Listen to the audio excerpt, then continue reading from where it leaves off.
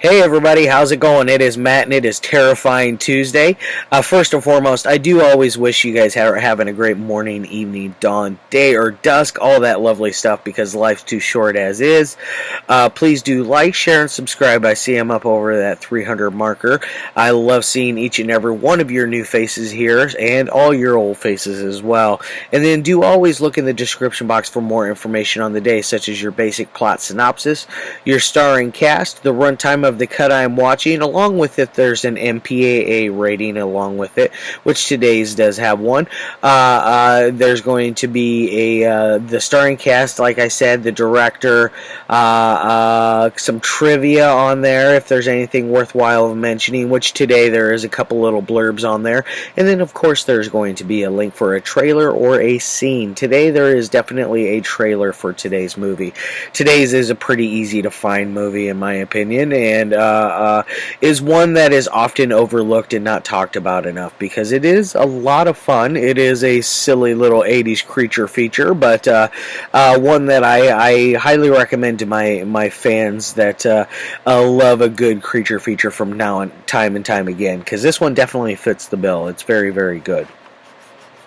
This one came out back in 1982, so 38 years ago today. This bad beast known as Q, the Winged Serpent, came out. Quetzalcoatl, or however it's pronounced. I'm not very good at saying that one, but either way, you guys know who I'm talking about. This is the Scream Factory release, which is a standard issue pressed Blu-ray.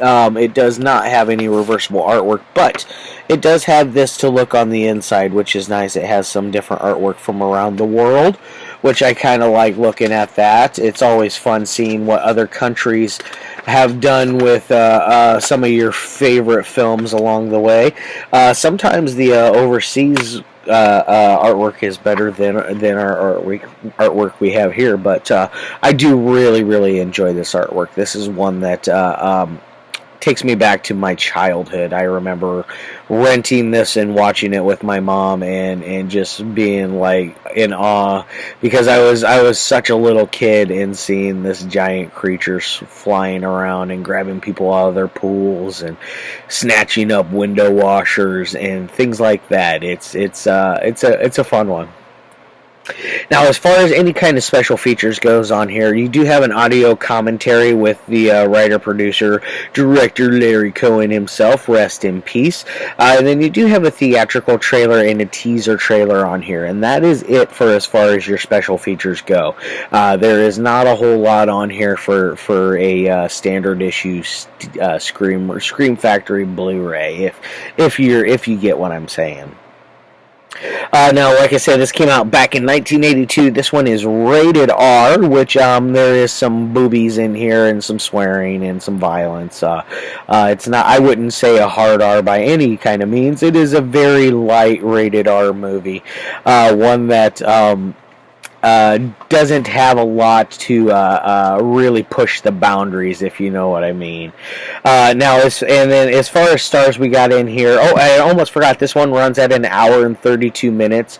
I don't know if this one suffered any kind of cuts along the way. It may have, it may not have. I'm not 100%. But either way, it stars Michael Moriarty, which I love him from stuff like The Stuff, and what's another really good one that he did? Troll. I like him in Troll, where he plays Harry Potter Sr., which is kind of funny. You got the Potters in there. And then we got Candy Clark, and we got the late, great David Carradine, who you should know him from the Kill Bill movies or Kung Fu, or many of his other films that he worked on. I mostly know him from Kung Fu and Kill Bill. Volumes 1 and 2. And then we got Richard Roundtree, which I most know him from the movie Shaft, the whole Shaft, I think there's 3 of those, the trilogy. I'm not 100%, I forget exactly, but the Shaft movies are great. He's always good in everything that he's done, everything that I like from him. And this is directed by Larry Cohen, who also directed The Stuff with Michael Moriarty.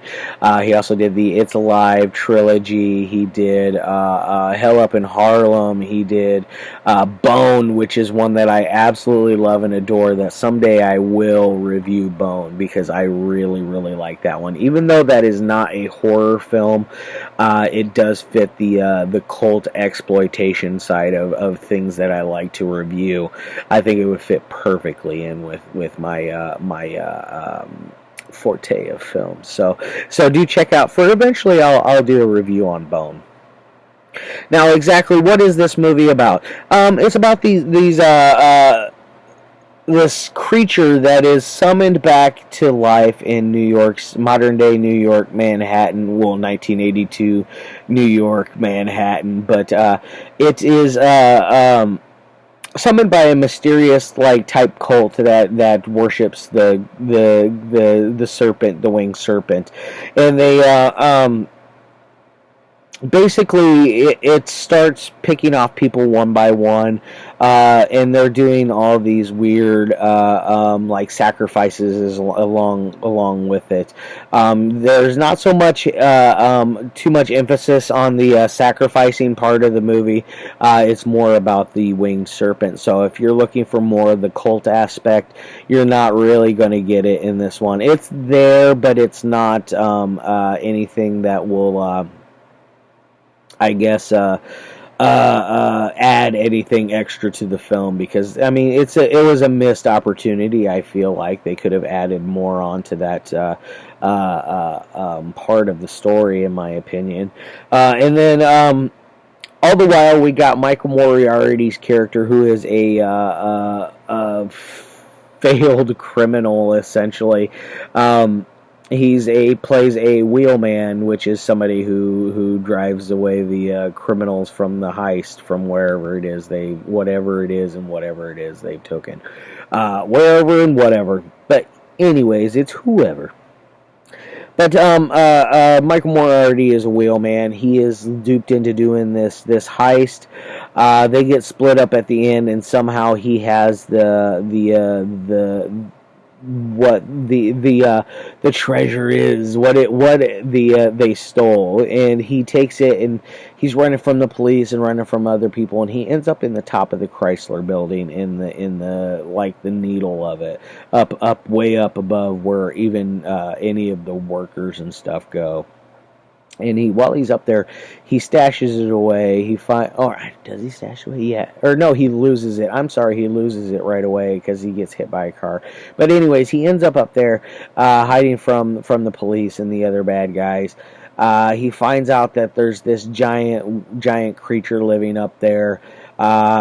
He found a dead body in there, and at one point he even tries to take the bracelet off of the dead body, but he just kind of gives up on it because it's pretty gnarly. The body is pretty mangled up, which happened to be one of the it was a woman that was swimming in a pool on the top, one of those pools on the top of buildings, one of those where it's on top of their apartment or condo or whatever the hell it is they live in, their giant apartment complex type things.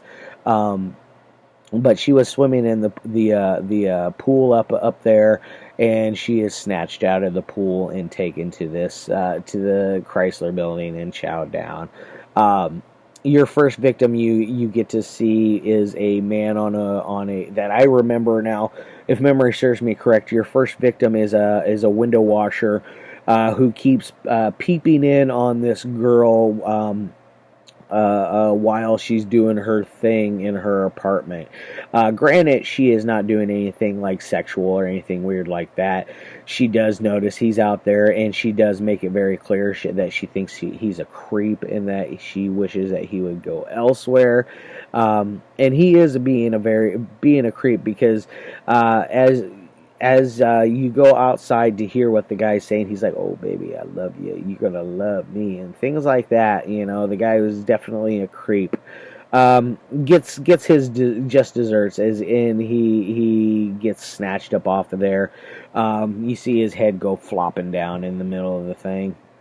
Anyways, but Michael Moriarty's character now is being hassled by these thugs that he did this crime with, and so he gets away from them, running away, and then they finally catch up. Blah blah blah. He takes them to the Chrysler Building, and they do not believe that. For one, they do not believe that he doesn't have the stuff that they stole, and for two, they think that he's stashed it there. So he takes them up there, and the our creature Q dispatches of both baddies, and now the Michael Moriarty character feels free of what he's done. Um, the bodies are starting to pile up. He eventually catches the idea of that he'll basically tell the city where everything's at, just as long as he gets immunity from it, and he gets $1 million. Which has a fun. How that whole thing turns out is kind of funny. They make him go up literally into the Chrysler Building and show them exactly where this creature is.